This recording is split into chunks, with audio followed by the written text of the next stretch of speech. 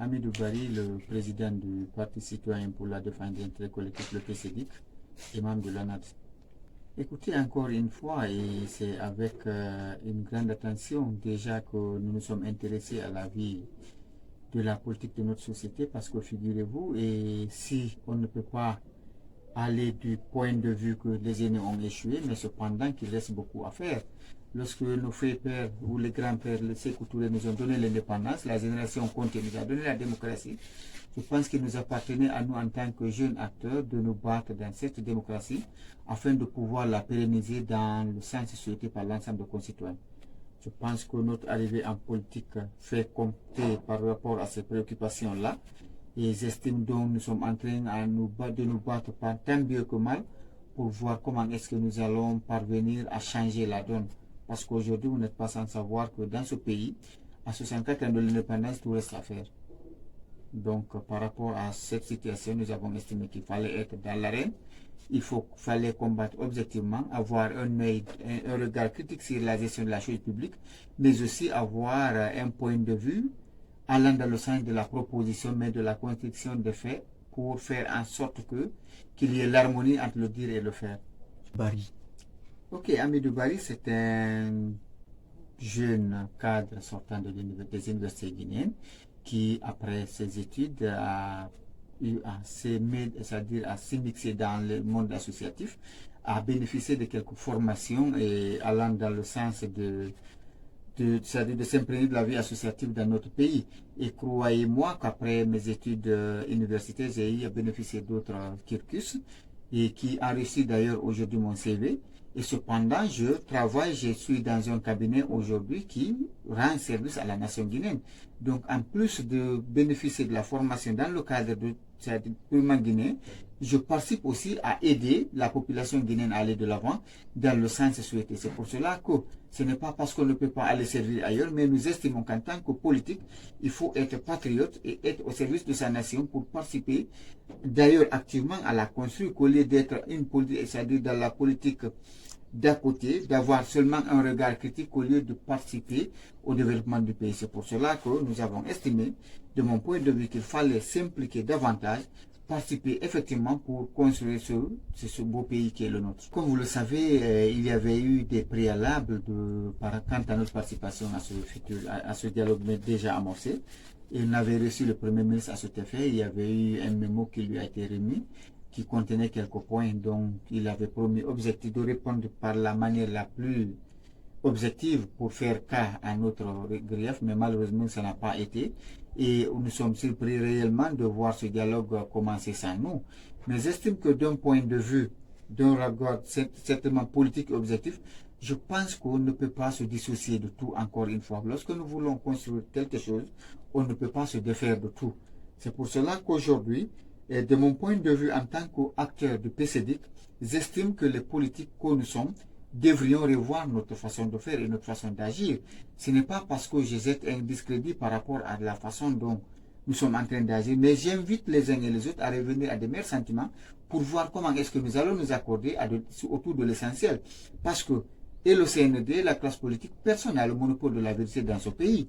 Je pense qu'il nous appartient aux uns et aux autres de s'accorder sur de l'essentiel. Et c'est pour cela que j'inviterai le colonel Doumbouya à faire profil bas, à accepter d'écouter les griefs que nous sommes en train de poser sur la table.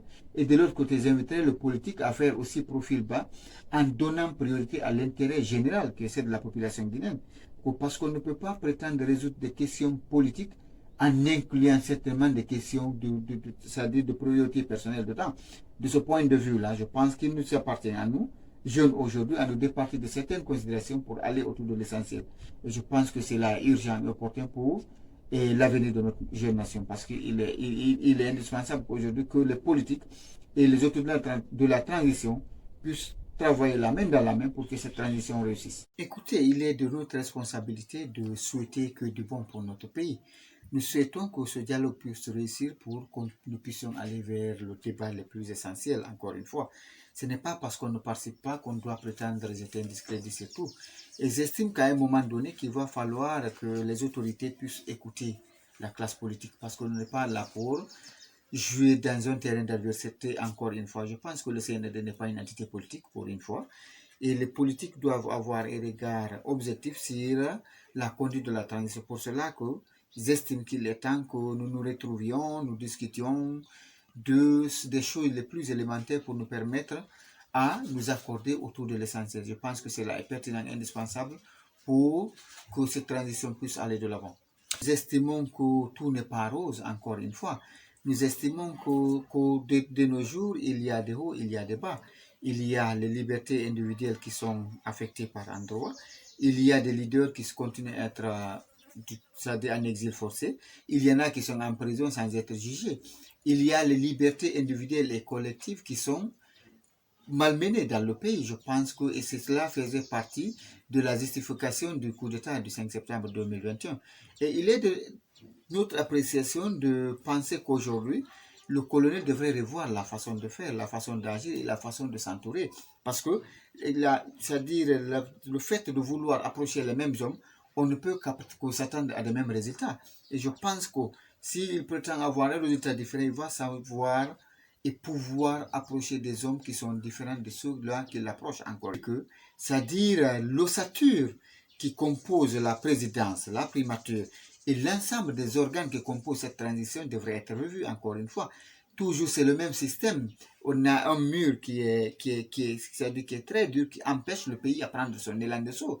Et je pense que pour ceux-là qui aspirent à diriger ce pays, et pour ceux qui gouvernent aujourd'hui, la meilleure façon d'avoir un élan de saut serait d'avoir le courage de s'assumer et de se départir des personnes gênantes pour cette transition, afin de nous accorder et prétendre aller vers le bon sens. Et j'estime que le colonel est averti, il doit peut-être à l'issue de cette fin d'année accepter d'aller autour de l'essentiel parce que, croyez-nous, cette transition est en train de tourner très mal et ce n'est pas de notre souhait. C'est pour cela que cela se tolère à son endroit en tant que frère guinéen d'accepter de rectifier le tir. Les politiques ne peuvent pas être diabolisés dans un pays et qu'on s'attende à grandes choses. Je pense que la société civile, certes, mais les politiques ont un regard, un aperçu général de la gestion de la société.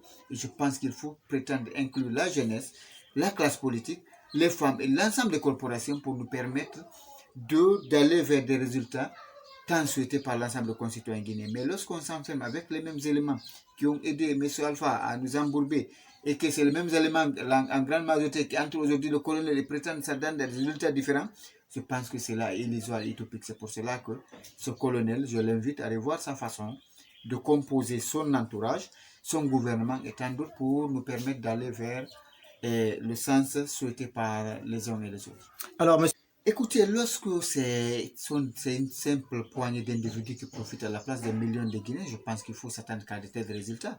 C'est pour cela que nous avons tous salué la mise en place de cette CRIEF. Et déjà, j'insisterai le fait que cette cour puisse être même institutionnalisée pour nous permettre d'avoir une cour qui pourrait désormais se pencher sur des questions de crimes économiques dans notre pays. Parce que la moralisation de la chose publique est un devoir, pas pour le colonel, mais pour tous les Guinéens, encore une fois. Je pense qu'à voir aujourd'hui le train de vie de ceux qui nous ont dirigés et voir le train de vie de ceux qui sont dirigés, il y a tout à fait un parallèle. C'est pour cela que on ne peut pas prétendre penser une chose et son contraire. Je pense que le colonel a bien fait de poser et l'acte allant dans le sens de mettre une cour chargée de lutter contre les crimes économiques et financiers dans notre pays. Et cependant qu'il va accepter que cette cour agisse en toute indépendance, en toute impartialité, allant de Amara à Zaoro. Mais lorsque c'est une seule catégorie qui sont inquiétés et que des autres sont tapés dans l'ombre, qui dorment sous des lauriers protégés par un système, je pense que c'est du deux poids deux mesures.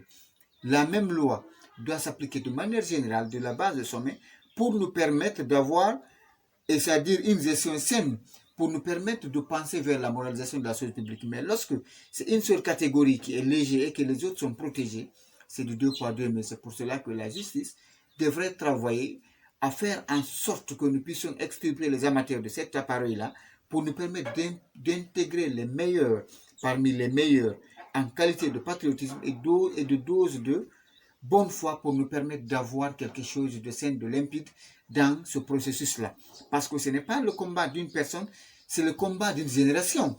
Lutter contre la corruption, contre le détournement des données publiques, c'est un combat générationnel pour nous. Et je pense que nous estimons qu'il est temps que nous nous redéfinissions pour revoir qu'est-ce qui n'a pas marché dans ces processus-là, afin de corriger pour donner un élan à cette CRIEF pour nous permettre d'aller de l'avant.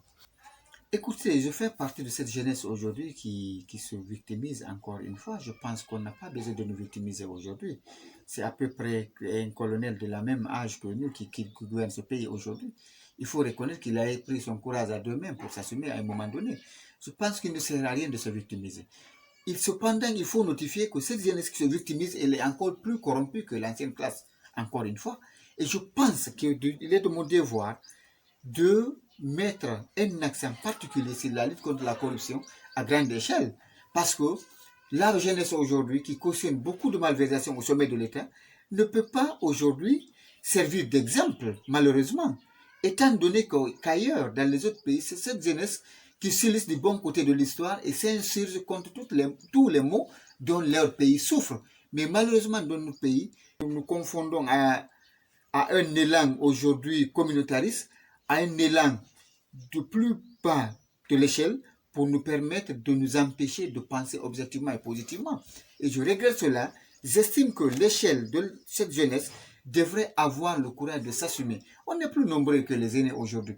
Si les aînés nous manipulent, cela est dû à notre mauvaise foi et à notre degré d'ignorance, encore une fois. J'estime qu'il ne sert à rien de se victimiser. Il faut s'assumer devant les faits et prendre notre courage à deux mains pour oser aller de l'avant, encore une fois. Il ne s'agit pas de dire que tel m'a fait ceci ou cela.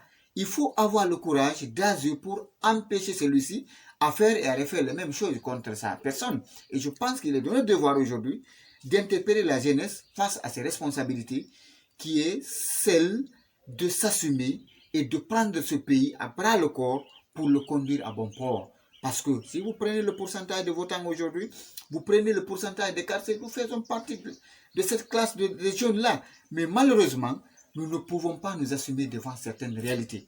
Et c'est ce qu'il faut combattre et c'est ce qu'il faut prendre comme un objet de débat pour débattre avec les intéressés, pour leur dire qu'à un moment donné, il va falloir que ça s'arrête, il va falloir que nous puissions nous départir et nous démarquer de ces anciens faits afin de nous reconduire ou accepter d'aller du bon pied pour aller autour de l'essentiel. Et je pense que c'est là important, indispensable pour la survie de notre avenir politique. Un message de manière générale. Parce qu'aujourd'hui, le bras de fer n'arrange ni de l'un côté, ni de l'autre. Nous sommes appelés à gérer ce pays en tant que frères, en tant qu'amis, en tant que Guinéens, patriotes, souciés de conduire ce pays à bon port. Et je lance cet appel à l'endroit du colonel en premier, en tant que premier responsable de ce pays aujourd'hui, d'accepter de prendre de la hauteur en cédant de la plus belle des manières devant certaines épreuves de force lorsqu'il se retrouve devant des situations avec les personnes dont il est plus fort. Encore une fois, la force d'un homme réside dans le fait de céder devant les personnes faibles, encore une fois, je pense. J'estime qu'il doit prendre de la hauteur, accepter qu'on revienne autour de la table, qu'on pose le débat de manière équilibrée et qu'on débatte du contenu et de cette transition pour nous permettre d'aller autour de l'essentiel. Ça ne sert à rien de s'offusquer, de s'enfermer entre quatre murs et prétendre prendre des décisions qui ne serviraient à rien après. Et je pense que la meilleure façon de diriger la cité serait d'inclure le consensus, c'est-à-dire les épreuves de force ne serviraient à rien. De l'autre côté, les aînés politiques aujourd'hui doivent aussi prendre de la hauteur et accepter de revenir autour de la table pour que nous puissions nous asseoir, nous définir pour nous permettre d'aller vers de nouvelles orientations. Pendant 10 ans, avec Alpha Condé, c'était des épreuves de force. Cela nous a conduit à quoi? À rien. Je pense que si nous partons d'épreuve de force en épreuve de force, ce pays finirait par laisser le problème le plus essentiel qui est le problème de mise en place d'infrastructures, de construction d'édifices, de routes et tant d'autres pour se focaliser sur des questions purement politiques. Et je pense qu'on n'a pas intérêt à cela.